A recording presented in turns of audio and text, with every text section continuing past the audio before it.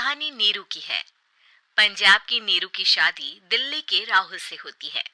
दिल्ली कितना बड़ा शहर है ना, लेकिन आप लोगों का घर तो बहुत छोटा है। हमारे पंजाब में तो ये बड़े बड़े घर होते हैं कि मजा ही आ जाता है। कोई बात नहीं नीरू, मैं भी तुम्हारे लिए बहुत बड़ा मकान बनाऊंगा, बहुत जल्दी। नीरू के पिता जहाँ पंजाब के जाने माने व्यापारी थे, वहीं उसका पति राहुल दिल्ली में एक सिंपल नौकरी करता था। माँ, यहाँ तो घी मक्खन अगर आपको इतना वीडियो अच्छा महंगा लगा है तो कि क्या प्लीज बताऊं। Subscribe us. मैं तो तरस ही जाती हूँ घी खाने के लिए।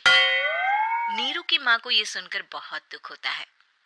मेरी बेटी को घी नसीब नहीं हो रहा है और ये बहू यहाँ बैठकर घी में शक्कर डाल रही है। देख वनिता, मैं साफ कह रही हूँ, इस घर में जितना घी आएगा उतना ही मेरी बेटी के घर दिल्ली भी जाएगा।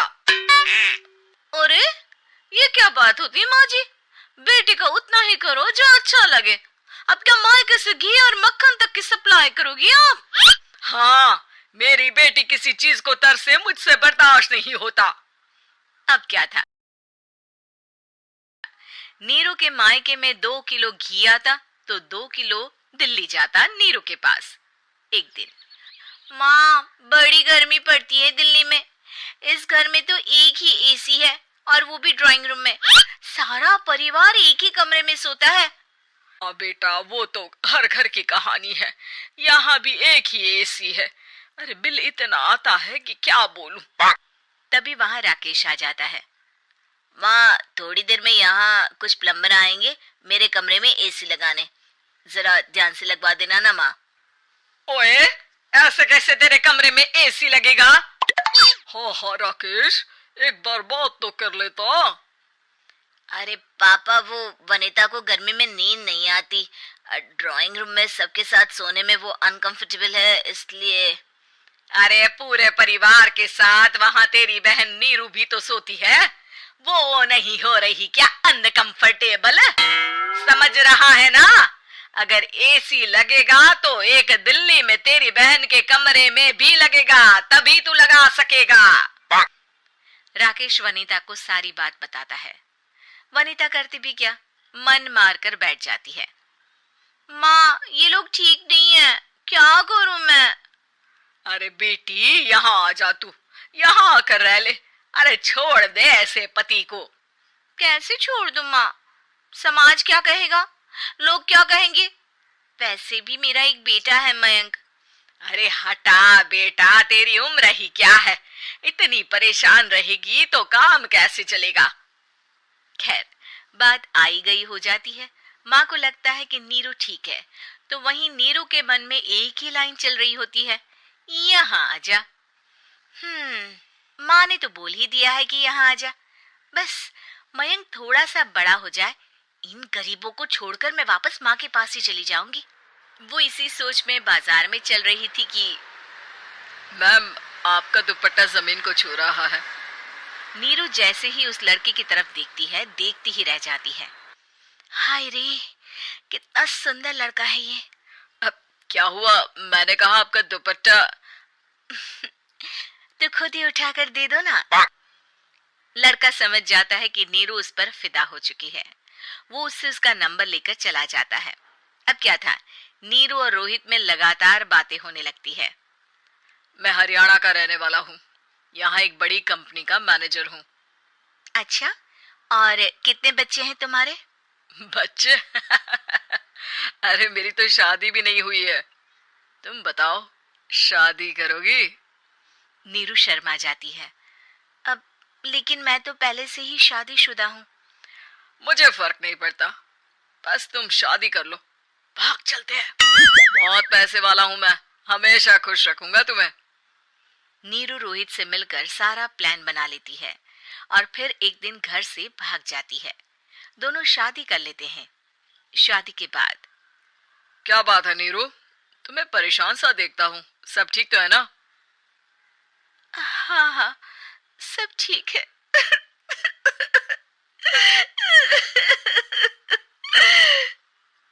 ये कहते कहते ही वो रोने लगती है। अरे क्या हो गया, रो क्यों रही हो? मैंने तुमसे एक बात छुपाई है। और वही बात अब मुझे परेशान कर रही है। रोहित, मेरा एक बेटा भी है, उसका नाम मयंक है। क्या बात कर रही हो? ये तुमने मुझे पहले क्यों नहीं बताया? देखो नीरू, मेरी माँ को मैंने ये नहीं बताया है कि तुम शादीशुदा हो। बच्चा मैं मैनेज नहीं कर पाऊंगा। नीरू को समझ में नहीं आता कि वो क्या करे। तुम उस बच्चे को अपनी माँ को क्यों नहीं दे देती? नीरू चुपके से माँ को फोन करती है। माँ, क्या मयंक को तुम रख सकती हो? बेटा, मैं राकेश के साथ बात करती हूँ। आखिर घर का बेटा वही है, जो वो बोलेगा। वैसे भी बेटा, तूने जो किया है ना, उसके बाद से पूरा घर तेरी बुराई कर रहा है। मैं भी अब किसी से तेरे लिए लड़ नहीं सकती। राकेश बेटा, नीरू ने तो जो किया बहुत ही बुरा किया, लेकिन मैं सोच रही थी कि क्यों ना मयंक को हम यहाँ ले आए। तभी वनीता बोल पड़ती है। वाह जी, ऐसे कैसे यहाँ ले आए? यहाँ क्या भंडारा भरा है? और जिस बच्चे की माँ ने नहीं सोचा, उसके लिए हम क्यों सोचे? नीरू को एक बार तो अपने बच्चे के बारे में सोचना चाहिए था ना। अरे लेकिन तेरे पास भी तो लड़का नहीं है ना वनीता। माँ, वनीता ठीक बोल रही है। कल को वो बड़ा होकर इसी घर का हिस्सा मांगेगा तो हम क्या करेंगे? माँ कहती भी तो क्या, वो चुप रह जाती है। वहीं नीरू का पहला पति कहता है। माँ, अगर आज भी वो वापस आ जाए तो मैं उसे माफ कर दूंगा। बेटा, गरीबी चीज ही ऐसी है, क्या करेगा? तू तो अब मयंक का सोच। वो बेचारा तो बिना माँ का हो गया। मयंक की खातिर तू दूसरी शादी कर ले बेटा। लोगों के लाख समझाने के बाद नीरू के पहले पति की शादी रिद्धि से हो जाती है, जिसके पहले पति से 2 बच्चे होते हैं। देखो जी, मैंने शादी सिर्फ बच्चे के खातिर की है। मैंने भी शादी सिर्फ बच्चों के खातिर की है। वहीं नीरू के दूसरे पति के मन में ये बात घर कर जाती है कि नीरू एक मासूम बच्चे को उसके खातिर छोड़ कर आई है। अब देखो नीरू, मुझे लगता है कि जो औरत अपनी कोख का बच्चा छोड़ सकती है, वो तो कुछ भी कर सकती है। कल को तुम्हें मुझसे अच्छा कोई मिल गया तो तुम तो मुझे भी बाय बाय कर दोगी ना। नीरू को अब उसका दूसरा पति ताने देना शुरू कर देता है।